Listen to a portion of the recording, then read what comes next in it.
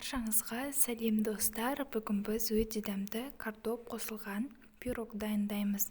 Бұл пирогты түскі асқа, кешкі асқа дайындасаңыздар өте керемет болады. Видеоны соңына дейін қараңыздар.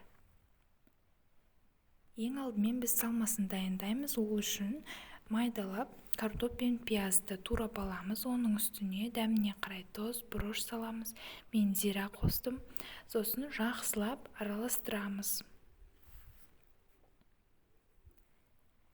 Енді қамырын дайындаймыз. Ол үшін ыдысқа електен өткізілген ұнды, қантты, ашытқыны, тұзды салып, жақсылап араластырамыз.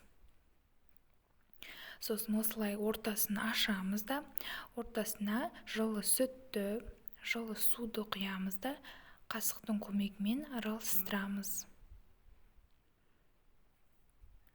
Содан соң үстіне сұйық майды құйып, қолымызбен жұмсақ етіп қамыр елейміз. Қамырдың бетін көтерілгенше жауып қоямыз. Көтерілген қамырды алып, екі бөлікке бөлеміз. Бір бөлігін үлкендеу етіп, ал екінші бөлігін кішілеу етіп бөліп домалақтаймыз.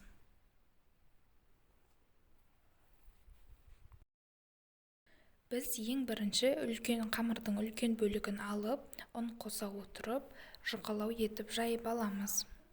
Енді бұл қамырымызды противеньге орналастырамыз. Астына міндетті түрде пергамент төсейміз. Жақсылап қамырды орнатып шығамыз да, үстіне салмасын салып, біркелкі етіп жайып шығамыз. Содан соң қамырдың кіші бөлігін жаямыз да, оны да үстіне қойып, видеодағыдай жан-жақтарын бекітіп шығамыз. Жан-жақтарын жақсылап бекітуіміз қажет, өйткені пирог піскенде шашылып кетуі мүмкін. Енді үстіне жұмыртқа немесе сүт жағамыз. Бетіне қалауымызша күнжіт сеуіп, 180 градуста қызып тұрған пеште 30-35 минуттай пісіріп аламыз. Ортасын міндетті түрде тесіп қоюымыз қажет. Мінекей біздің пирогымыз осылай оңай дайындалады. Міндетті түрде дайындап, дәмін көріңіздер.